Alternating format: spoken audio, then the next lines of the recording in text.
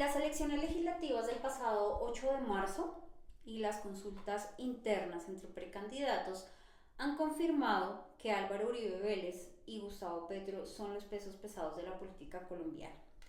Sus respectivas fuerzas políticas, Centro Democrático y Pacto Histórico, versiones contemporáneas de la izquierda y de la derecha, son las que han obtenido más escaños en ambas cámaras del legislativo, aunque no sean mayorías. Los partidos tradicionales también sobreviven gracias a la maquinaria y a los varones regionales. Los dos titanes de la política colombiana son Petro y Uribe. Petro al frente del poder y Uribe en la oposición pese a haber sufrido un enorme desgaste político en los años recientes.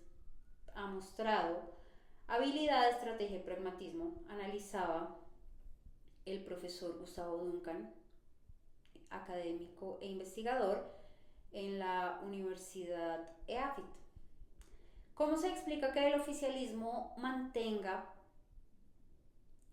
obtenga mayoría en el legislativo pese a los cuestionamientos y escándalos del gobierno Petro? La simbología de inclusión utilizada por Petro funciona, explicaba el profesor. El pacto histórico ha polarizado al país agitando durante 4 años la lucha de clases. Dice Duncan, pero también ha sido muy hábil al instrumentalizar a los sectores populares bajo la lógica de la inclusión. El alza del salario mínimo ha funcionado, no obstante el desprecio a la clase política, el maltrato a Roy Barreras podría jugarle en contra del oficialismo que cree haber desplazado a la clase política. Y en realidad tiene 25 senadores, comentaba el profesor en entrevista telefónica. Paloma Valencia, la candidata presidencial del movimiento de Uribe, ha obtenido la mayor votación, ya no solo de la Gran Consulta por Colombia, la coalición que logró juntar a 9 precandidatos desde el centro a la derecha, sino de las 3 consultas que se celebraron el domingo 8 de marzo. La coalición del centro-derecha ha dado una gran lección a la coalición del centro de 2022, ha mostrado un mejor trato entre ellos, a diferencia del comportamiento que tuvieron los del centro en la contienda pasada. Observaba este autor e investigador y experto en temas de conflicto.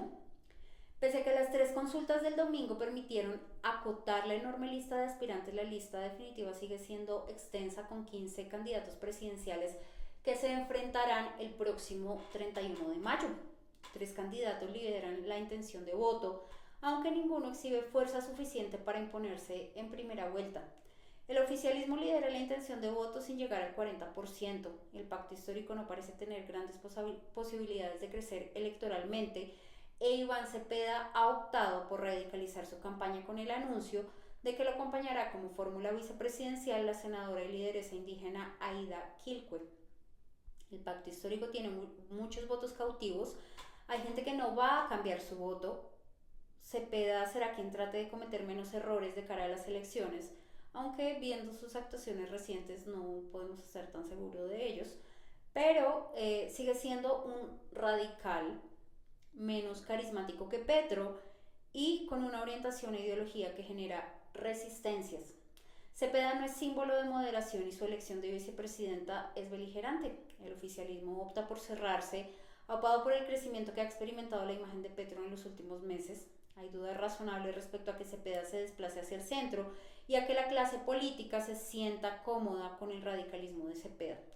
Pero, así como el populismo es capaz de todo para llegar al poder y luego traicionar sus promesas y palabras, la clase política colombiana también ha mostrado enorme capacidad transaccional y de acomodo si recibe prebendas que le satisfagan.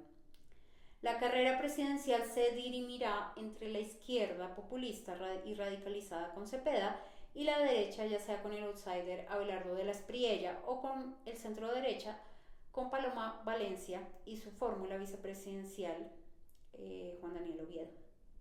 De la Espriella parece haber optado por tranquilizar a una parte de sus potenciales votantes tras el anuncio que matiza y modera en cierto modo su estilo extravagante.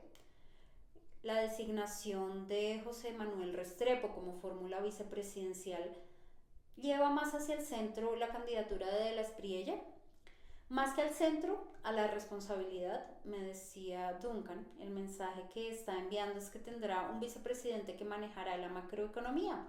Restrepo es un tecnócrata que fue ministro y que sabe hacer su tarea, es un símbolo, pero el de los votos es Abelardo. Paloma Valencia, por su parte, mantuvo expectante al país la semana anterior a la espera de confirmar su fórmula vicepresidencial. Finalmente anunciará el centrista Juan Daniel Oviedo, quien quedó segundo en la consulta de la coalición que integraron con otros 7 precandidatos y que ahora trabajarán para que esta dupla avance en la carrera por la presidencia y la vicepresidencia. Desplazándose ligeramente de la derecha hacia el centro, Valencia parece ampliar sus posibilidades frente a Abelardo de la Espriella. Oviedo ha dejado claro que no adhirió al Centro Democrático y que el primero en saberlo es el expresidente Uribe. Sostiene que integra una coalición para sumar entre distintos y agregar valor al proyecto de país, a un proyecto de país con diferencias. El ex vicepresidente Uribe, previo al anuncio de la fórmula vicepresidencial de Valencia, se mostró cauto, conciliador y mesurado.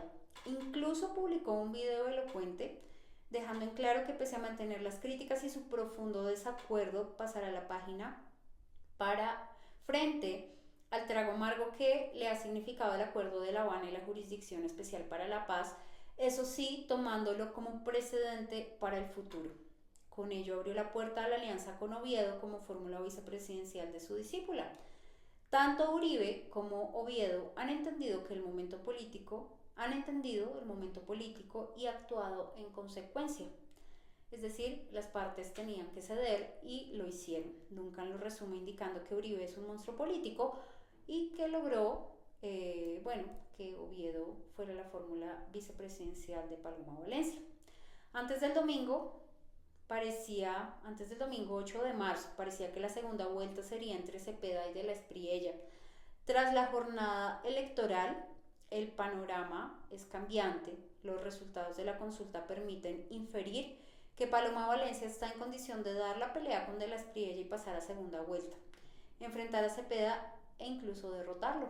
Ello dependerá de su destreza para navegar en aguas turbulentas y de la habilidad tanto de su partido como de la coalición para manejar los hilos de un delicado juego de equilibrios. Posiblemente los candidatos que se enfrenten en segunda vuelta sean los que cometan menos errores en las próximas semanas. 2 meses parecen poco, pero en política es bastante tiempo. Todavía hay muchos votos para pelear. Un error o un escándalo puede ser costoso para cualquier candidato, puntualizaba el profesor Duncan.